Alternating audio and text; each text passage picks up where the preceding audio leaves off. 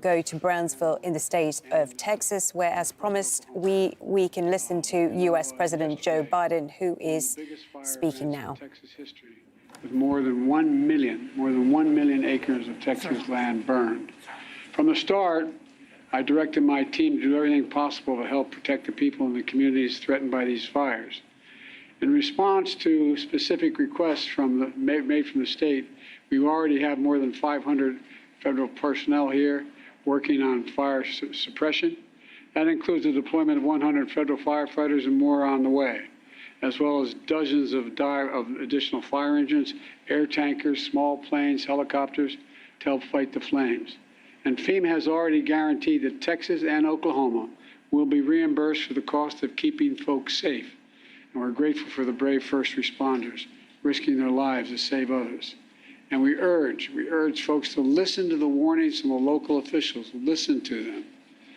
I've flown over a lot of these wildfires since I've been president. Matter of fact, I've been in a helicopter in the west and the southwest and northwest, flown over more land burned to the ground, all the vegetation gone, than the entire state of Maryland in square footage.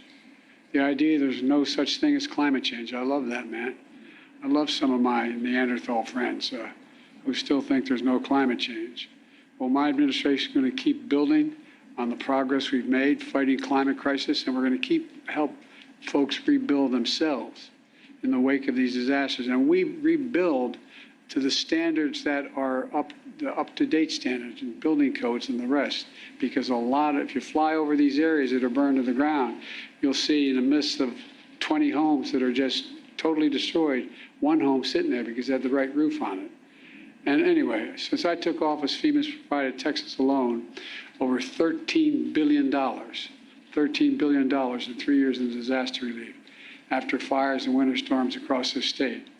When disasters strike, there's no red state or blue state where I come from. They're just communities and families looking for help. So we're standing with everyone affected by these wildfires. We're going to continue to help you respond and recover. Now, turning to the purpose of my visit. I want to thank Congressman Gonzalez. There you are, pal. I thank you. I thank him for the passport into his district, but he's been a great partner. I also want to thank Mayor Cowan for his partnership, and I want to thank County Judge Trevino for over 30 local officials who've joined us here today. No one works harder for a safe, secure border than all of you. And Secretary Mayorkas has joined us today, and he's joined by 7 mayors and cities and towns across South Texas. 4 county judges here from across the state. I told the county judge that I used to be a county official. It's the hardest job in American politics. You know why? They think you can do everything, you don't have the budget. So anyway. And the 2 leaders from the Texas legislature, State House Leader Trey is here, Trey Martinez Fisher, and the State Senate Leader, Carol Alvadero. And all the other local officials that are here today, I want to say thanks. Folks, it's real simple. It's time to act. It's long past time to act. I just received a briefing from the Border Patrol at the border, as well as Immigration and Enforcement, asylum officers, and they're all doing incredible work under really tough conditions. Really tough conditions. They told me what you already know, and we already know. They desperately need more resources. Say it again, they desperately need more resources. They need more agents, more officers, more judges, more equipment in order to secure our border. Folks, it's time for us to move on this. We can't wait any longer. Folks, on my first day as president, I introduced a bill I sent to Congress, a comprehensive plan to fix the broken immigration system and to secure the border. But no action was taken. Then months ago, my team began a serious negotiation in a bipartisan group of senators, leading conservative Republicans and progressive Democrats. And it resulted in a compromise bill. It's the toughest set of border security reforms we've ever seen in this country. It's pretty basic. With this deal, we could hire 1,500 additional border security agents, 1,500 additional officers, and between ports of entry. For the last 4 years, staffing has been roughly that, flat, just flat. Agents working overtime, spending long hours patrolling the border, making major sacrifices. And I know it takes a big toll on them and their families. That's why in December I signed a bill finally getting Border Patrol agents what I've been pushed by and reminded by the congressman, overtime pay they deserve. Finally getting overtime pay. I mean, it's ridiculous it took this long. It was long past time, and I was proud to do it, but we need to do more. It's time to step up. It's time to step up, provide them with significantly more personnel and capability. We also need more immigration judges to help handle the backlog. There are 2 million cases, backlog of 2 million cases. This bipartisan deal would provide funding for 100 more immigration judges immediately. It would also establish new, efficient, and fair process for the government to consider asylum claims for those arriving on our border. Today, the process to get a decision on an asylum claim takes 5 to 7 years. Now, you all know it down here, but the people around the country don't understand it. It's far too long.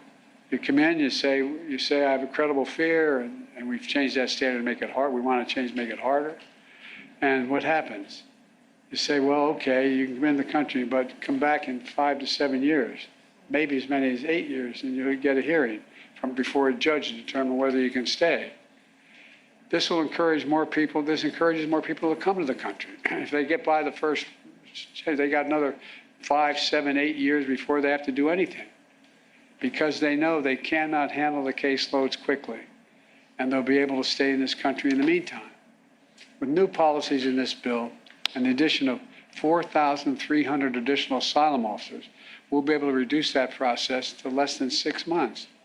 That would have a serious deterrent effect on those coming north. When the criminal gangs say, we'll get you north, what's $8,000? They say, no, wait, let me get this straight. I'm going to go north. It's going to cost me probably closer to $8,000, I guess, $1,000 equivalent. And I'm going to get there, and in 6 months, they may be able to get rid of me. I don't know, man. 6 months, 7 years, two different things. A person who's thinking about entering the United States understands that cases to be decided in a few weeks or months instead of 5 to 7 years. They're less likely to come in the first place. They're not going to pay the cartels thousands of dollars to make that journey. Knowing that, it will be turned around quickly. Look, then we also need more cutting-edge inspection machines to detect and stop fentanyl from entering the United States of America. A year ago, I stood at the border in El Paso, and I watched these machines at work. They were able to detect everything from fentanyl to weapons to people being smuggled in cargo containers. This compromise bill would provide an additional $424 million for 100 more of these machines and could save lives in the process. This compromise legislation will also give me as president, or the next president, emergency authority to temporarily shut down the border between ports of entry when the numbers of immigrants and migrants, overwhelm the border, straining the Border Patrol's ability to process them. At the same time, at our legal ports of entry, like here in Brownsville, we're making investments in infrastructure. My bipartisan infrastructure law is going to provide nearly $4 billion new dollars to boost security, to ease waiting times at land and ports of entry like Brownsville. And I want to thank again Congressman Gonzalez for helping me get that through and get it passed in the law. That you get the money for example, that's how you got the money for the Gateway Bridge from that fund. Folks, the bipartisan border security deal is a win for the American people. And it's a win for the people of Texas, and it's fair for those who legitimately have a right to come here to begin with. It's a win for the people of Brownsville, and I believe that's why the Border Patrol Union endorsed it. I believe that's why the National Chamber of Commerce endorsed it, not known as a Democratic organization with a capital D. Look, and that's why the Wall Street Journal endorsed it as well. This is a truly bipartisan initiative. That's why the bipartisan South Texas Alliance of Cities endorsed it. Folks, I didn't get everything I wanted in that compromise bipartisan bill, but neither did anybody else. Compromise is part of the process. That's how democracy works. That's how it's supposed to work. Compromise is a very positive step on a critical issue for the country, all those issues for the country. And folks here in Brownsville and all along the border know that. We need to have their backs, your backs. I want the people to understand clearly what happened here. This bill was in the United States Senate, was on its way to being passed. Then it was derailed by rank-and-file politics, partisan politics. The U.S. Senate needs to reconsider this bill, and those senators who oppose it need to set politics aside and pass it on merits, not on whether it's going to benefit one party or benefit the other party. It's about whether it benefits the American people. It's what the American people deserve. And the Speaker of the House needs to put this bill on the floor, because if he put it on the floor unrestricted, it would pass. The majority of Democrats and Republicans in both houses support this legislation, until someone came along and said, don't do that, it'll benefit the incumbent. That's a hell of a way to do business in America for such a serious problem. We need to act. It's time for the speakers and some of my Republican friends in Congress who are blocking this bill to show a little spine. Pass a bipartisan, remember, bipartisan. Conservative leaders supported this border security bill. Let's remember who we work for God's sake. We work for the American people. Let me end with this. I understand my predecessor's an Eagle Pass today. So here's what I would say to Mr. Trump. Instead of playing politics with this issue, instead of telling members of Congress to block this legislation, join me, or I'll join you in telling the Congress to pass this bipartisan border security bill. We can do it together. You know and I know it's the toughest, most efficient, most effective border security bill this country has ever seen. So instead of playing politics with the issue, why don't we just get together and get it done? Let's remember who the heck we work for. We work for the American people, not the Democratic Party, the Republican Party. We work for the American people.